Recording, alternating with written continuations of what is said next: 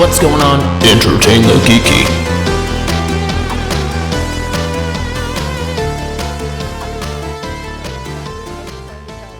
You did, and then when you got to 0, nothing happened. You were like, is it time to talk? And no, that was my bad. I was unprofessional there. I'm sorry. I should have communicated better. This is the shit that drives my wife crazy. Because I'm like, we're on the same page, right? Lack of communication. Well. So what's up? Well, so it's been a wild month for fans and our heartstrings. Yeah, absolutely. We lost Batman and we lost a Green Ranger. Yep. Kevin Conroy and Jason David Frank. So, we'll observe a moment of silence for them because their work meant a lot to a lot of us. Absolutely. And, in some ways changed life for a lot of us. So, we'll give them their moment.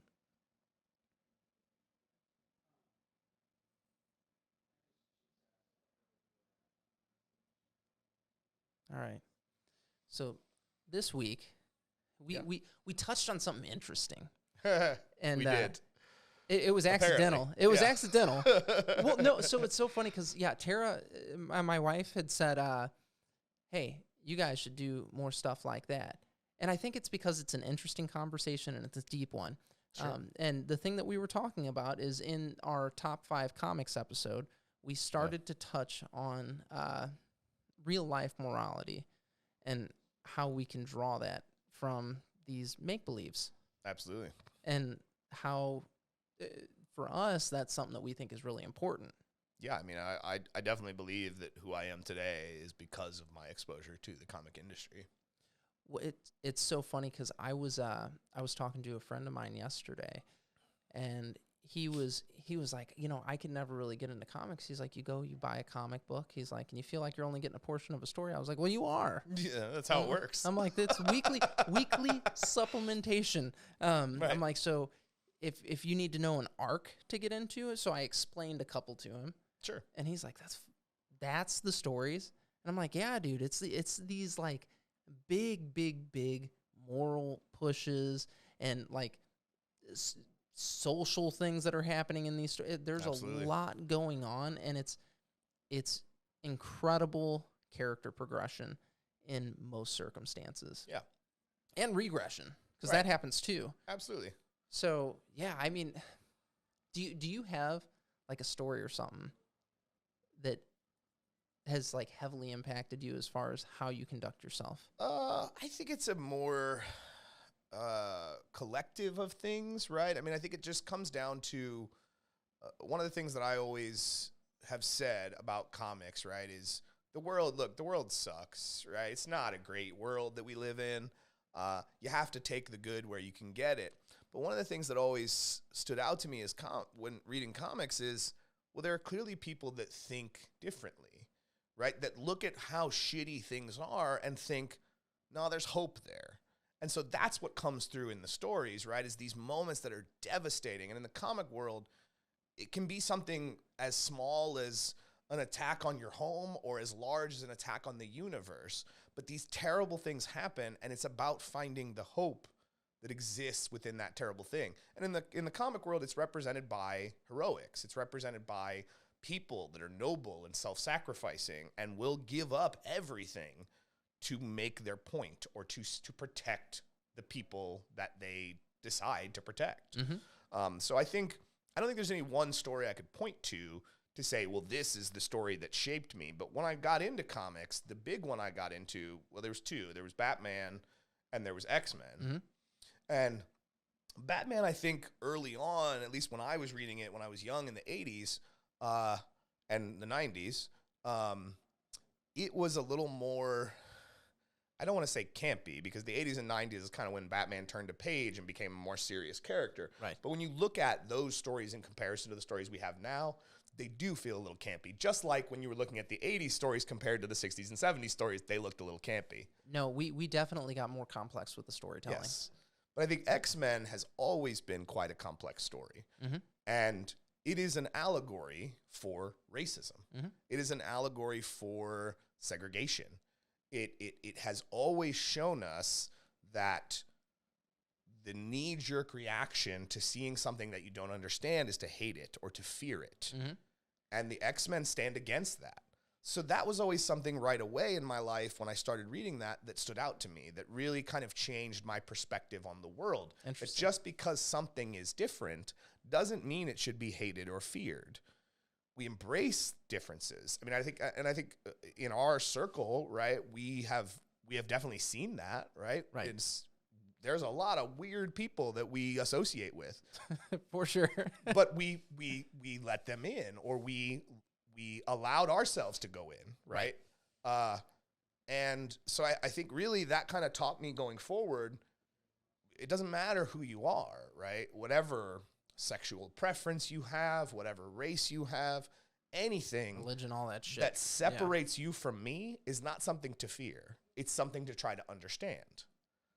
Because I really do believe, and this is modern day, right now, today, Jason, that acceptance is the only real way we're ever going to have peace in our world. If we can all just accept each other for who we are, it's the only way we're ever going to achieve any kind of utopian vision for the future.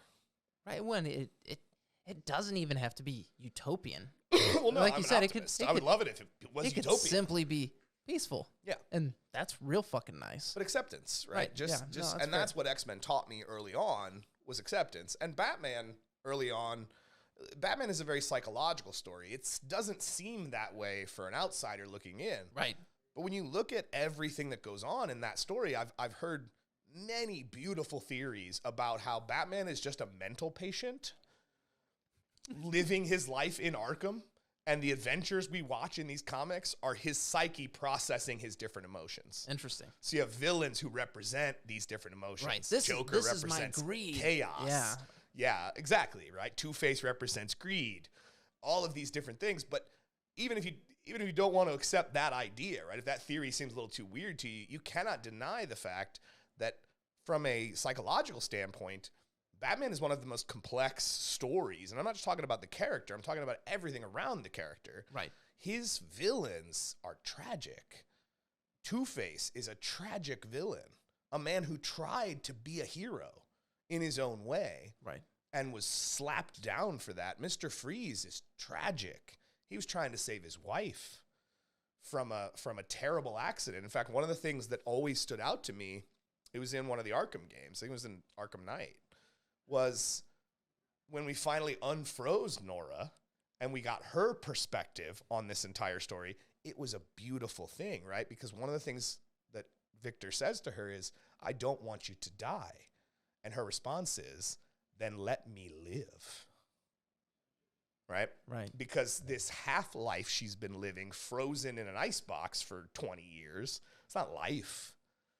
And are we ever going to fix the disease that she has? I don't know. Right, but we've tried for 20 years and she's still frozen in that icebox. You got to give her the chance to at least live, finish things out a little bit for herself. Have agency in her own life. Right. Right. Right. But so that's another thing that's always been complex. One of the things that I think Batman does by confronting these villains is confront his own issues. His own demons. Oh, for sure. His own psychological demons. Like, yeah, that's probably the best way to describe it. And then when you have a character like a Joker that's telling him, we're literally the same thing. Yeah. How do you, like, him dealing with that and processing that, and it's like in other universes, they literally are the same thing. Right. Joker is fucking Batman. Yeah, that's a really interesting way to put that. I had never looked at Batman that way. Yeah, so I think the two things that really comics gave to me right away was acceptance of people, no matter who they are. Right? Everybody should deserve to be accepted for the choices that they make. Yeah, they're people. Now, some of those choices are horrifying. Should we accept that Jeffrey Dahmer gets to make his choices? No. Right. So there's a line. There is, when your choices are hurting others, there's a difference. Like, okay, one of the things that I don't like that people say all the time is, like, don't judge people. And I'm like, well, time out.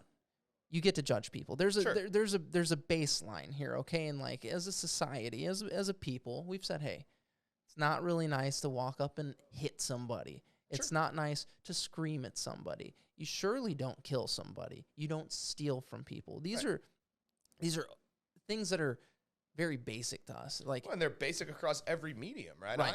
I am an atheist personally, Right. but those are basic tenets of my life, just like they're the basic tenets of the religious guy's life. exactly. Don't steal, don't murder, you know, Exactly. don't hurt people. Exactly. So, I think these are universal constructs, you know. and it's like, okay, yes, outside of these like universal things, it's not Accept your everyone. fucking business what somebody else does. And like that's like my approach with it. I'm like, I don't fucking care. Yeah. You're not doing anything to me. Yeah, You know, go- harming me or yourself or others. Go do what the fuck what you ever. do. Yeah. Yeah. So that's one, right? Acceptance, right, of people for who they are, and the other is psychological issues need to be confronted. We all have psychological issues, and you don't deal with them by ignoring them. You deal with them by confronting them. Now, in Batman's case, he's forced to confront his issues because a lot of his psychological demons are present in the people he fights. Right. Which is why I think the dynamic between them has made them some of the most enduring characters Well, maybe- throughout all of DC's history. Maybe that's one of the things that lends to how introspective Batman is as a character. Sure. Because if he's recognizing, oh, I don't like this in this person, he's like, oh shit. Right. Like, You have to if you're going to cast a stone, you have to ask yourself, should I be casting that stone at myself? right, and that's where I was going with the judgment thing. Like, the Yeah. thing that lets us judge people is that, well, we don't do it. Like, Right. if you don't do it, you can judge somebody for it, and that's Sure. that's fair to an extent. Yeah. Like, there's kind of just limits on everything, Sure. and I think that's a So That's a those good were the place for first concepts Mhm. that I think really hit me in my life. But what about you? So it's panels. It's certain panels that really get me. Seeing like a Captain America with a Mjolnir. Sure. Seeing the classic image from Civil War of Captain America and Iron Man going at it. Squared off, yeah. It's like, that's really, really powerful. Again, I know you don't like it, but the panel where Doc Ock says to Spidey in his own head, "Hey man, you are the superior Spider-Man." I was like, man, you gave everything up. That was a heroic act. Sure. And like sacrificing like that, knowing that you have everything you ever wanted, you have it right now. Absolutely. But you're going to give that up just to make things better. Like, that's huge. And like, that panel is very impactful for me. And like, I get teary-eyed when I see that. I remember reading that and being like, oh my God, his character is like realized now. Sure. And that was cool for me. And it's individual panels that really get me, because the cool thing about the medium is the imagery that comes along with it. A picture's Absolutely. worth 1,000 words. And that's why comic books aren't novels, you know, Yeah, yeah. because, well, we get 1,000 words on every page, Right. a few thousand, as a matter of fact. Mhm. And it's absolutely incredible that somehow these artists can take this concept and they dive into emotion and all that stuff that's surrounding this instant. Yeah. And then they place it there. And everything there is so deliberate. And like, that's the stuff that really gets me. The imagery and the story that I am able to draw from that is almost as impactful as the words that are on the panel. Absolutely. And like, that's the stuff that really gets to me. There's a Captain America quote too. It's basically, if you're standing on the side of the river of truth and the whole world's telling you move, you say no, you move. That actually wasn't Captain America. No, The person who said that was Peggy Carter. you're right. Oh my Captain God. Captain America regurgitated it during a speech he was doing, but it you're was actually right. Peggy who said those words. You're right. They used that in the Civil War movie. You're right. Yeah. But I love That's right from the comic. I love that line. Yeah. And I'm like, that's like, It's your job to That's- plant your feet and say, no. right. And like, You that's move. that's hard and scary. Yeah. Like, that is calling you as a reader to recognize your character. Well, and I think there's things, too, that come out of that teach us when you see something happening you that have to do something. that is unjust or someone being treated unfairly, it's your job to stand up. It's so easy to go with the flow, right? It's too easy. That's the problem. That's why no one stands up. Exactly. To not do Yeah. is the easiest action to take, because there's no action at all. And everyone worries about reprisal and Sure. I don't know this situation. But look, there's, Kick-Ass is a great example of this, right? Is Dave saying, no, I don't care what the circumstances are. You are 5 guys beating up one guy, and that is not okay. That's not I fair. don't give a shit what he did. You are 5 guys beating up one guy. Right. That's not just, right? Right. So I think that that's something that in my life I have taken from it, and I am definitely not the guy who gets in fights. I don't fight people. I'm 40 years old. You're fucking boisterous, though. You speak out about things that you think are wrong. But if I see things that are wrong, I will say something about it. Absolutely. Because I think it's our duty to protect our fellow citizens and our fellow humans from injustice or corruption or greed or whatever might be oppressing them. Right. Right. And comics taught me that. It's funny, one of the things that I've gotten from books, and it's the older I get, it changes a little bit. Okay, because when you're a kid, you're not as invested in what's going on. Right, when I'm a kid, I just want to swing around like Spider-Man. Exactly. You're like, dude, I want to punch shit, and that's awesome. And like as you get older, it's like the emotional depth of it is what really starts to hit you. And the older I get, the more and more that affects me. So like seeing the deterioration of superheroes' relationship in a comic book that happens often. Yeah. So you look at that and you're like, oh shit, am I neglecting like my own relationship with my spouse or with my friends or something like that? Is there something that I need to be doing here? Because I'm off trying to, be Spider-Man right now, and I'm not paying attention to Mary Jane at home, kind of thing. Right, exactly. And it's really, in recent years, it's kind of called my attention to my relationships more so than anything else. Sure. And that's been interesting for me. There's societal issues too that I think it's a shame that a comic book had to tell you this societal issue was a problem. But one of the things that springs to my mind is Punisher. Punisher is not a hero. Mm-hmm. He is a mass murdering sociopath. Mm-hmm. Absolutely, right? He points that aggression at the right people, the right kind of people, but it doesn't change his methods are ridiculous, right? It's like Dexter. Not a superhero. Yeah. You're a mass murderer. Right. But at least you're pointing that rage at child molesters or gangsters or the people that are hurting our society, right? At least you're pointing that at the right people. But one of the things that we've seen happen in recent years is Punisher has become more a household type of character with the television shows and the popularity and stuff like that is police and military putting the Punisher skull on their police vehicles or on their uniforms, which is just ridiculous. And it is a shame that a writer of Punisher had to address this at all, but he did, and it was brilliant. Frank comes out of a club. There's a shootout going on inside. Cops are surrounding it. He comes out of an alley. Cops, freeze, put your hands up, and realize that it's Frank. Oh, my God, you're Frank Castle. You're the Punisher. Right. You're my hero. They put their guns away. They're trying to get his autograph, and he sees the symbol on their car, and he says, what the fuck is that? And they say, oh, we're your biggest fans. He takes the symbol off, and he tears it. And he says, let me get one thing perfectly clear. You and I, we are not the same. I am a murderer. You are meant to stop murderers. And he was like, and look, if you want an icon to look up to, his name is Captain America, and he'd be happy to have you.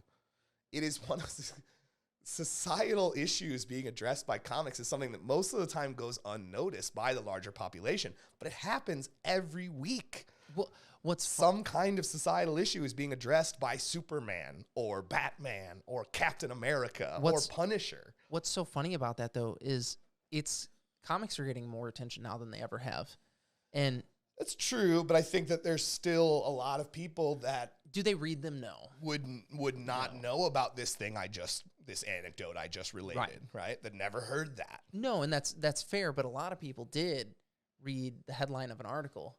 Sure. About how the Punisher yelled at some cops. Yeah, but the problem is the news media doesn't do any research when they want to talk about things. No, they don't. That shit drives me crazy. One of the things that bothered the shit out of me was hearing actual cable news people talking about Superman being gay. Superman's not gay. First of all, Superman's not gay. It was his son. Right. Yes, does he look like Superman? He dressed like Superman? Sure. And he wasn't gay. He was bi. Right. So, look, you want to report on a story that's outrage to you? Great. Get your fucking facts straight, at least. Just report on it accurately. You could pick up the book. Right. You could actually just read it and understand. It's fucking $4.99. Right. Like, you can swing it, I swear. Yeah. Yeah, that is such a ridiculous thing, isn't it? Well, I don't know why they grab it. I don't know why. Well, it's because culture wars, and they're latching onto anything they can to strengthen their argument. But fucking comic books, like, yeah, anything they can to strengthen their argument. But we're getting off topic there. But I do think that. But it has a ripple that's that is actually, I think it is on topic, because the ripples of what's happening in that story are, if it's getting onto the news, it's echoing somehow, some way. I saw Tucker Carlson talking about gay Superman and Anderson Cooper talking about gay Superman. You know what I mean? Two people on the extreme opposite side of the spectrum were talking about the same story, and their inaccuracies were both the same. Yeah, well, I mean, they don't give a shit about the book. Right, like that's the point. But if you're going to report on a story, get your facts straight. Right. Don't you have fact checkers? Isn't that what your staff is? There has to be one fucking guy there. Right, because that reads. Anderson Cooper's not a journalist. Right. He just has a bunch of staff working for him that put up a stuff. Here's what you're going to talk about today. He is a reporter that can read off of a teleprompter. Exactly. Yes. So don't you have research staff that, wasn't there one person in the meeting going, actually, that's not accurate. I read the comic book. You don't have one person He's like, that? Yeah, Superman's super gay. You should run with that. I mean, if you're trying to troll your boss and you're like, dude, he's going to look so stupid to my people. Yeah. It was funny. I was talking to a buddy, and we were talking about Henry Cavill. Sure. And him leaving The Witcher.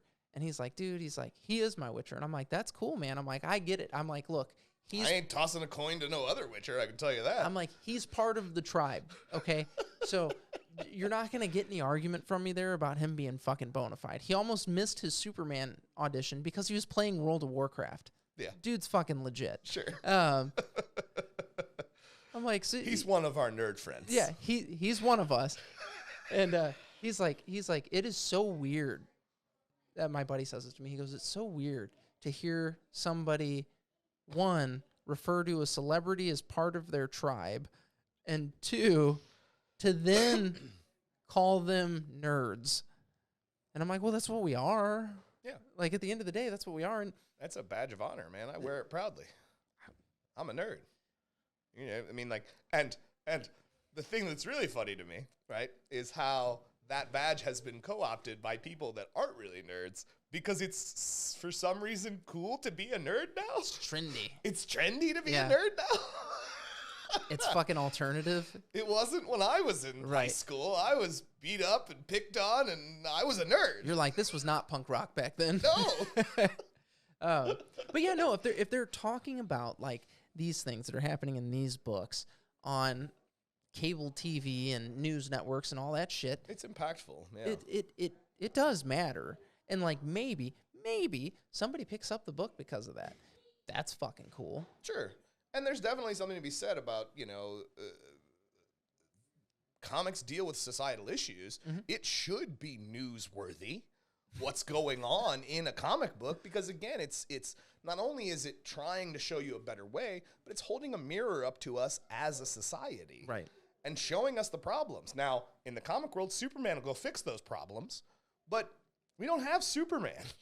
Well, I mean, we have to be Superman. I was going to say, that's when you say, oh, I'm to Superman. Fix these problems. I'm Superman. Exactly. I can do this.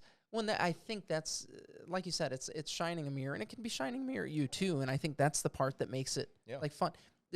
Our job is to be individually responsible for ourselves. So if I make sure I'm doing good because I see Captain America doing good, well, then I hopefully am impacting people in some positive way. Right. And at least if it's not the world at large, well, at least it's the people that I care about. And if it's them, well, maybe they're helping somebody too then. Yeah. Like maybe maybe it reaches one or two extra people because I read these fucking funny books, Right. Because you never know what kind of impact you're having on a person. Right. And when it has to be One, man. Just one. And it's worth it. We do what we think we should do, and we hope that garners others to do that as well. Well, that's the thing that's one of the reasons why doing the show has always been so fun. It's when you have friends and family that'll go in and listen because they love you, or they'll click on it so it shows as a download. They're like, I helped you out, whatever. But then when you're having a conversation with somebody and they're like, oh, dude, I know I listen to your show, and you're like, oh, cool. And something that you said, like we're having this conversation about, oh, you should read comic books because it can make you a better human. Yeah. And maybe they pick up a book because of that. Or maybe something that we said resonated with them, and they decide to make some kind of personal change or something like that, or try to be just a little more positive every day. That's fucking cool as shit, dude. Well, I think what catapulted us into this conversation was, no, I think everybody should read comics. They should. Right? I think because I think it gives you a perspective on the world and yourself that you might not have, or you might otherwise be inclined to not explore, right? Because whether you agree with who people are, you should at least be understanding of who they are, right? Whether you agree with their choices or not, you should at least try to understand those choices, because that's the only way you're ever going to be able to accept them. Yep. Because I think a lot of people close their mind to any explanation. I don't like you, trans woman, right? But I don't want to understand what you've been through. Sure. Because then I might, right? And I think that's the problem, right? Just humanizing somebody. Right. Stop closing your mind to the suffering or the struggle of others. Because if you opened your mind to that, maybe you wouldn't be so quick to judge them for the choices that they have made. You don't know what kind of journey they've gone through. Or you just, again, well, you should just be accepting, right? Because it doesn't affect you at all, right? I agree with that. I'm just trying to say that if you're going to be closed-minded, sure, you should at least try to understand why. Right. Understand the struggle before you're so quick to cast it aside like it doesn't matter to you. Right. Right? I don't like that guy because he is a different color than me. Right, exactly. Okay. But you don't know anything about that man's struggle, that life that he's led. Right. And you don't want to, because if you did, it might soften your opinion. So I get why people guard themselves from that, but I think that's inherently a problem. And I think that's what comics have shown me personally, right, is understand other people's struggles. Interesting. You're more broad with how you look at it than I do as far as when you're reading a book. Sure. Because I try to internalize a lot of it. Well, right, and you pick up on single moments. You were talking about that a minute ago, right? I remember this panel, and that changed my opinion, right? It's imagery. It's beginning a Lock and Key. Sure. There's one panel that makes me extremely uncomfortable, and I'll show it to you when we're done here. Okay. So they kill the father, and then they brutalize the mom. Oh yeah. And like seeing the dude, it shows him playing with his pants. Right. And you're like, fuck. Like, it's horrible. Yeah. You didn't see anything. Right. But you know. And like that's powerful imagery. And like that particular panel, I'm like, fuck, dude. I just reread it. Sure. And seeing it again, I was like, Jesus. But I think a lot of what happens, I think another reason comics have been interesting to me, or at least impactful, is because there are dark moments. There are shades of gray, absolutely. But it's more implied than implicitly shown. Sure. And I think that can have a greater impact than just showing me something horrifying. Well, the only reason for that is because, one, they started off as kids' books. Well, sure. And then, two, you had the, comic book yeah, but we've moved way beyond that at this point, and we're still using that tactic. And I think that's because it's a far more effective storytelling tactic that you have to fill in what's going on as opposed to them just showing it to you. Sure. Right? Because not only are you filling in what's going on, but now you're thinking about it. Right. Now you're thinking about why it's horrifying. Right. When it's that one image, you start drawing conclusions from it, and then you play out an entire story. Yeah. Just because of it. It's one of the things I really enjoyed about Sandman. Sandman in its presentation was the kind of thing that showed you the darkness. Right. We're not implying darkness. No, this is darkness, and we're going to show you. But when we translated that to the show they did for Netflix, they walked that back a little bit, and they more heavily implied what was going on, which I think, again, is much deeper because it makes you think on your own. It's not something that's just right there in front of your face that you're interpreting someone else's interpretation of. Why? You have to interpret it yourself. I think what you're talking about is critical thinking Sure. is what it becomes. And like that, like engaging that is so good for us and for people. Yeah, absolutely. You're filling in blanks, you're doing all, and it's good brain work. It's really, really good brain work. Absolutely. And it makes you smarter. It's neuroplasticity is what it's called. It allows you to learn things better. And that sounds so stupid because I'm talking about comic books.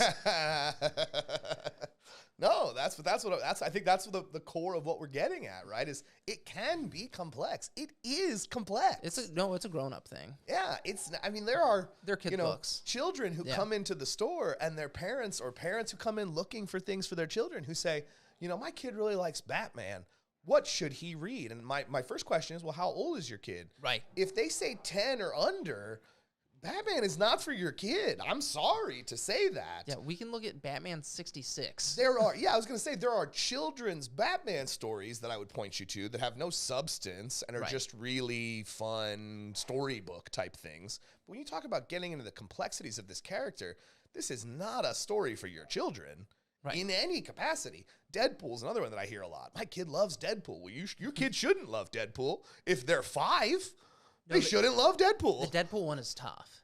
Well, because they put him in cartoons and stuff. Like he was in that Spider-Man, he's funny. Ultimate Spider-Man cartoon that Disney XD did. No. And all the kids came in, I love Deadpool. What can I read about Deadpool? Well, that and there's nothing. A box office, just smash but the movie was rated R. It was. So if you took your kids to see that rated R movie, well, then maybe we're having a different conversation. No, it was. However, your kid is seeing the advertising for it. That's true.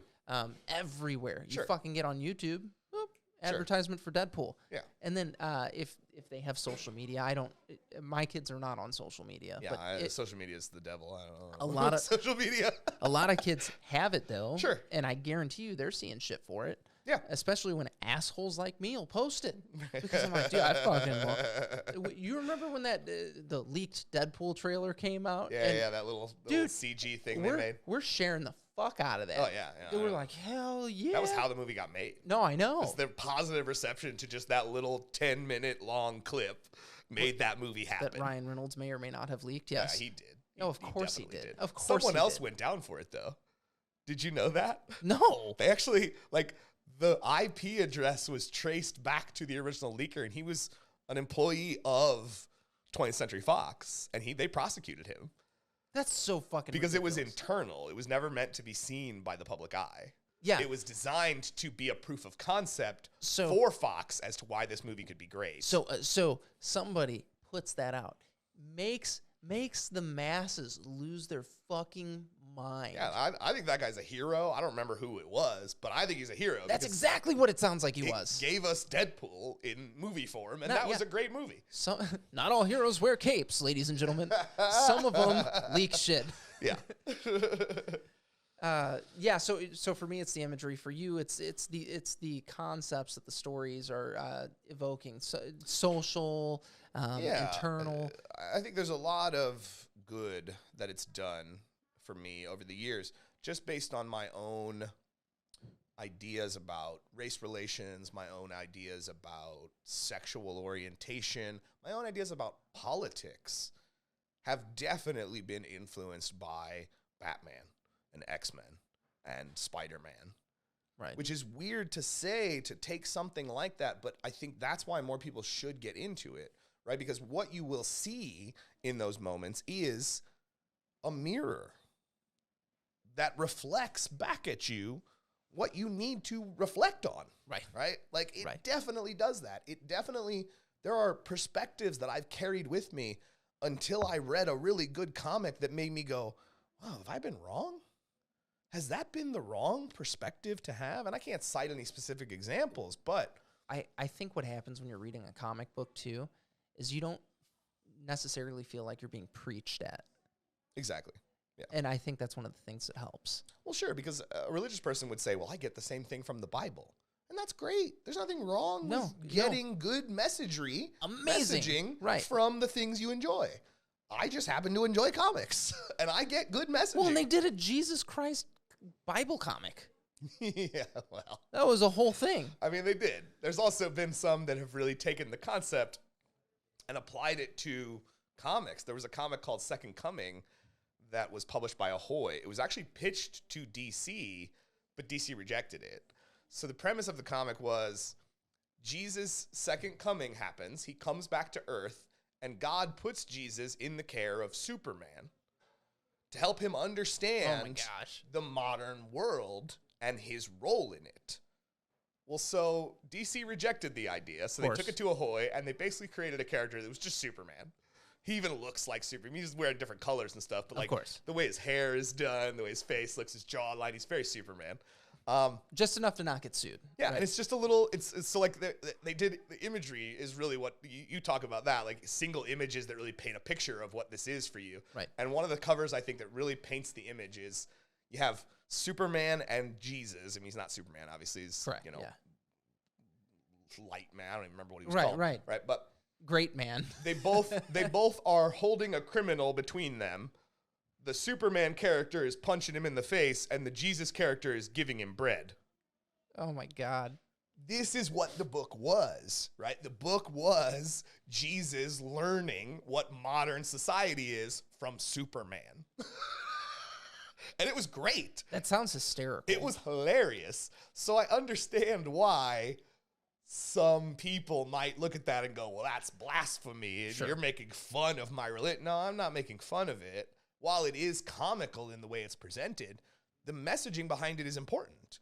It's Jesus, your savior, literally trying to learn what modern humans are, what the modern world is, from a man who stands up righteously and defends them, which was your role anyway, right? Jesus, you're supposed to stand up righteously and defend man. Well, that's what Superman does, right? So it was an understanding. I mean, yes, it was a comical book, and it was made as satire, but it has a good message in the end. It is heartfelt the way it's presented. It also had one of my favorite things. Superman gets taken to heaven at one point to talk to God. And so God says, well, come on, Superman, we're going to go down to the food court. And Superman says, there's food court in heaven? God says, of course there is. What are you talking about? And when they go to the food court, the restaurants in the food court are restaurants that failed on Earth. Oh my God. So you have like a Shoney's, you have an old In-N-Out burger, you know, like all of these restaurants that didn't do well. That's hysterical. It's great. That's it was fucking brilliant. It was a brilliant little comic, little storytelling device that they used. Oh my God. And then the nameless rabble of mom and pop shops. Yeah. I mean, yeah, it was chain restaurants that just failed. That's hysterical. So they went to heaven. Yeah. All the lawyers are in hell though. But so I think no matter what book you're getting it from, I think comics have definitely had just as much impact on me as the Bible has on a religious person, or the Quran has on a Muslim person, or the Torah has on a Jewish person. You know, am I comparing my document to theirs? No, of course not. But what I am saying is it has shaped me. Like they say, their stories have shaped them. Right. Because the concepts are all the same.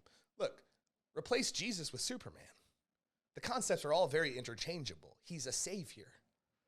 He's the savior. He protects mankind, and he loves them, and he cares about them. He's Jesus. You know, again, I am not a religious person, but there is something to be said about a lot of stories evoke that imagery. Right. So whether you're getting it from one place or the other, you should be getting it from somewhere. Right? And I think comics are a good place to get it because in addition to all that hopeful, beautiful stuff we've talked about over the course of this episode, you also get some pretty cool storytelling devices, right, that are used. We talked about our top 5 favorite comics of all time and why they are our favorite comics. When there was 10 comics there, that's the, it's like, dude, there's a lot. There's a lot. There's a lot there. I challenge anyone that comes into the store, look around, really look. Something in here will appeal to you. Oh, 100%. There are stories about everything. I like superhero stuff, but that's just a small fraction of what the comic industry has to offer. If you're a horror file, there's horror stuff. If you really want slice of life, if you really want slice of life stuff, there's slice of life stuff. If you want fantastical slice of life stuff, there's that as well. Right. You will find something that will appeal to you because it's a medium for everybody. One of the things I've held firm to the belief of, this is for everyone. You'll have all, definitely in the past, it has been geared toward a male audience. Sure. But I think in the modern era, what we have seen, and when I say modern era, I mean 90s on up. Sure. What we have seen is a more progressive look at this. And this isn't just for dudes. This is for everyone. And even if it is, primarily targeted right. In that way, is there exploitation of both genders? Absolutely. For sure. Male characters are basically naked. Yeah. I mean, look at Spider-Man's You suit. don't put spandex on and see your abs. That's not how spandex works. Have you ever put on spandex? It does not contour to your body like it does in the comics. Depends on your build.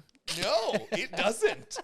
You could put Arnold Schwarzenegger from the 80s in some spandex and he would not look as good as he does without a shirt on. I'm telling you, it does not work that way. He doesn't look like Superman there. Spandex does not contour to your body in that way. So I think comic artists have always drawn the nude form. Well, I was gonna say it's figure drawing Yeah. for sure. We're drawing a nude form and we're just painting in the skin. Well, the thing that's crazy with about a costume. yeah, they've always done it. Superheroes have always been based off of what the art community would call the ideal person. Sure. As far as like physique and The stuff like Vitruvian that. man. Exactly. Yeah. Or woman. Yeah.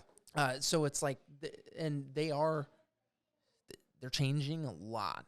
Yeah. A lot. Because one of the things I hear people say all the time is, well, you just don't see the same exploitation of male characters. And I'm like, bullshit. Look, Nightwing's ass made me question my own sexuality when I was a teenager. Okay? That man has a beautiful ass.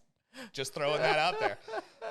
My wife showed me a video the other day that was sent to her by a friend of us from TikTok that was literally a whole video about the Nightwing butt thing for all the, because he's always been one of those characters that is drawn looking back at you. Oh, that's his. So that his butt is in the shot too. He's got the best butt in comics. There is no butt better. It's like the Captain America line. That's America's ass. Yeah, it's the best butt in comics. There is no butt better. That is DC's ass.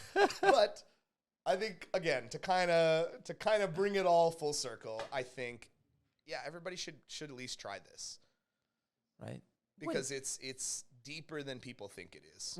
Here's the thing. If you're listening to our show, you probably already do. You probably do. If you don't, you can reach out and ask. Yeah. And if you already do, convince someone who doesn't. Right. Find something that would appeal to your friend who's always said, "Nah, I'm not going to read comics. That's for kids." I've handed so many people Lock and Key. Sure. For that reason, they're like, "Dude, I don't want to do that superhero bullshit." I'm like, "Cool." I'm like, "You want some just wild stuff? Well, I can deal with wild stuff. All right, read this one." Anybody that's ever told me they don't like superheroes, I say read Invincible.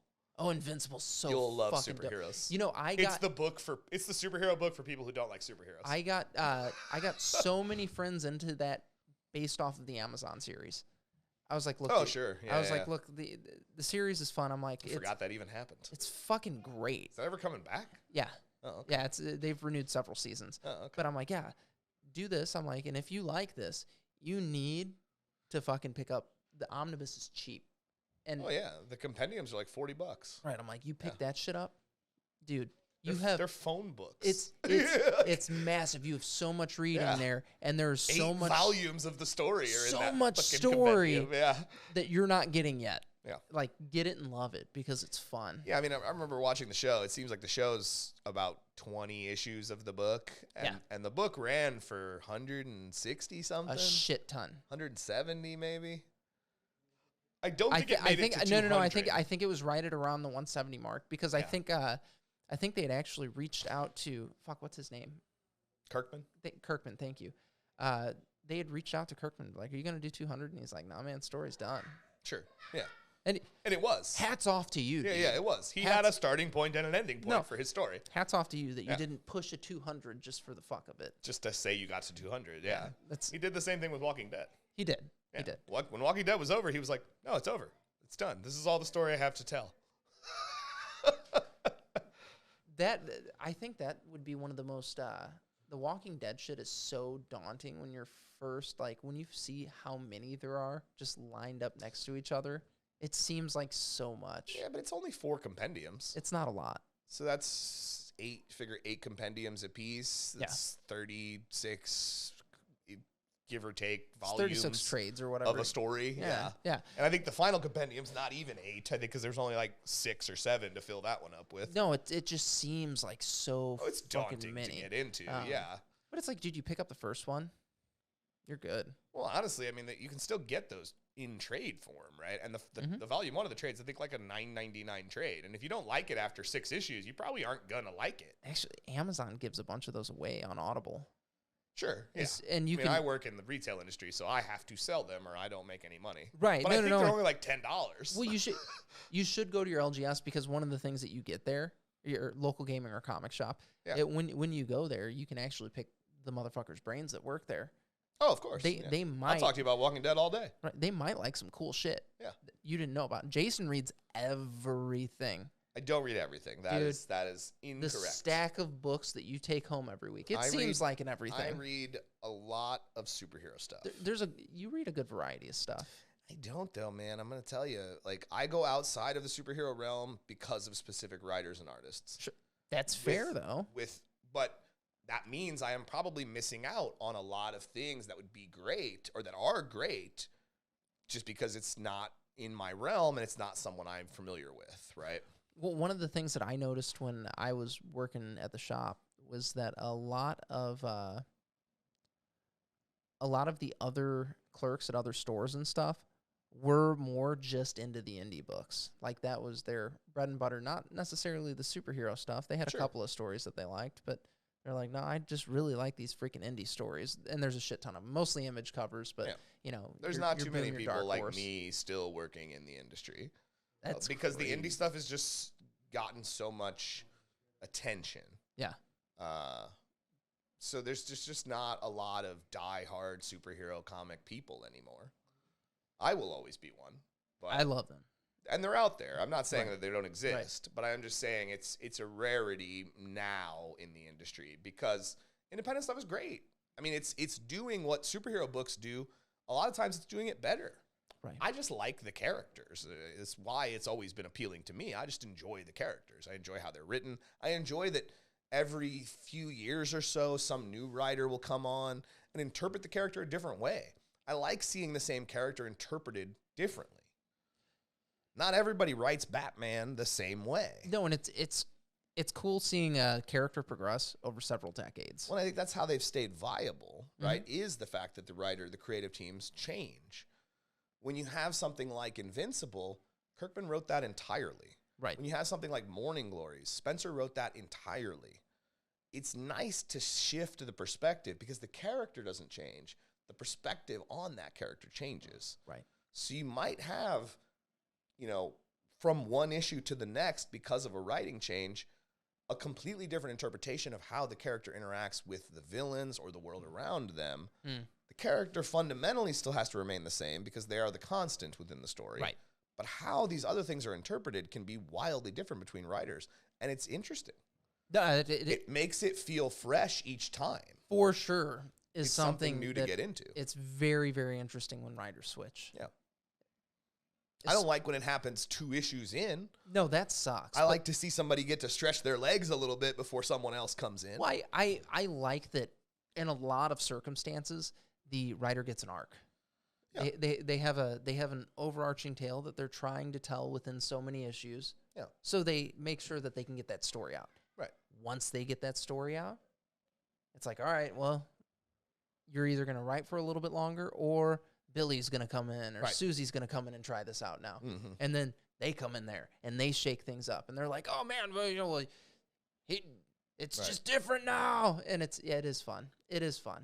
Yeah. I mean, at the end of all this, I think what what I really want to hammer home is this is not what you think it is. No. If you've not been exposed to it and you have a preconceived notion of what this medium is, I challenge you, because the preconceived notions are oftentimes wrong. One of the big ones I hear is, well, this is for kids. It's not for kids, guys. Right. This is a store for kids. It's not a store for kids. I had an argument with a guy one day about that. He came in because he was upset because we had a LGBTQ display and we had a Black Lives Matter display, and he was a right-wing guy, and he was very upset. And the argument he made, he's standing in front of the image shelf. The argument he made is, this is a store for kids. And I said, sir, if you turn around right behind you there's a book on that shelf called Sex Criminals. This is not a store for kids. We have things for kids, but most of it is not for kids. It's for everybody in some capacity. Sure. Like you had said. And it's like you pick your poison. Right. And it is the one tending shop's job to make sure that they're steering people To in the interpret right it direction. and put them in the right direction. Yeah, Right. absolutely. I'm not gonna show my recommend sex criminals 10-year-old for a 10-year-old. sex criminals. Yeah. Exactly. No, because that's like borderline fucking being molestery at that point. Yeah. Yeah. So no, I completely agree with that. One, I think another thing that people are scared of is the idea that all of us are elitist. We're not. No, I try very hard not to be a gatekeeper. I want you to feel just as comfortable whether you have any knowledge or not. I love having stupid comic arguments with my friends and shit. I think it's so much fun. Yeah. Because it's just ridiculous. And we're both talking about something that both of us enjoy, or one of us enjoys and the other one doesn't. And it's an exercise. It's a mental exercise. Oh, excuse me. Wouldn't do that with a newbie. No.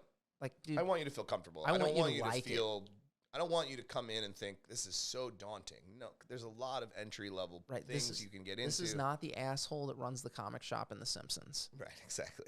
That's gonna berate you for your comic choices. No.